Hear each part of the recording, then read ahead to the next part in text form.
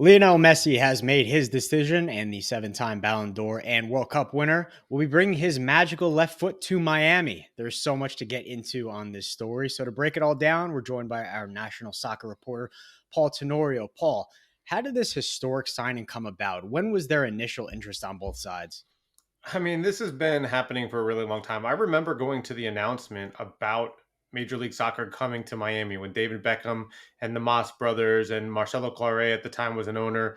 They announced that Miami was going to be the expansion team. That was back in 2018. And even then, there was discussion about Leo Messi being the mega star signing for Miami. And I remember there was a video that Messi put out that said to David Beckham, maybe I'll call you in a few years, or maybe you can call me in a few years. So the discussion about Messi to MLS and specifically to Miami has been happening for 5 years, essentially since it was a real prospect that MLS was going to be played in Miami, and I think the courtship has lasted, essentially the last couple of years since Miami came into the league to play back in 2020 during the pandemic year.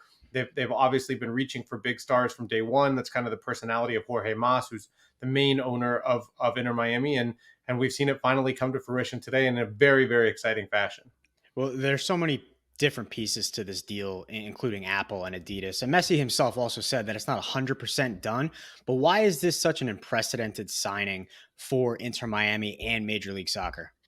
Yeah, I mean, look, it makes sense that this deal's not done yet. As we reported on Tuesday night, there are so many different aspects to what they've put together here. You've got Apple and potential revenue share on subscriptions sold from this moment forward to the MLS season pass. You've got Adidas, which I think is going to be separate from the total package that MLS is putting together, but they're working on things with Messi to incentivize him to come to the US, to North America. Then you've got the compensation package through MLS, aspects of potential percentage of ownership in an MLS team, and what is that part of the package. So I think there's going to be a lot of legal work happening in the next few days to get that contract sorted before Messi can put pen to paper and make it official.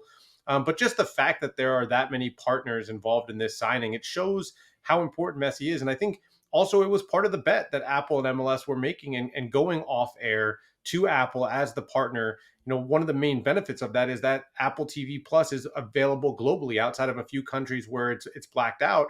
And so fans in Argentina, fans in Europe can buy a subscription to MLS Season Pass and watch a Messi play. And so that's a huge bump for Apple and a huge bump for MLS and exposure for the league that I think more than rightly dictates why Apple would be willing to put into this deal, willing to say, hey, we want Messi to come because they recognize the boost it can give them.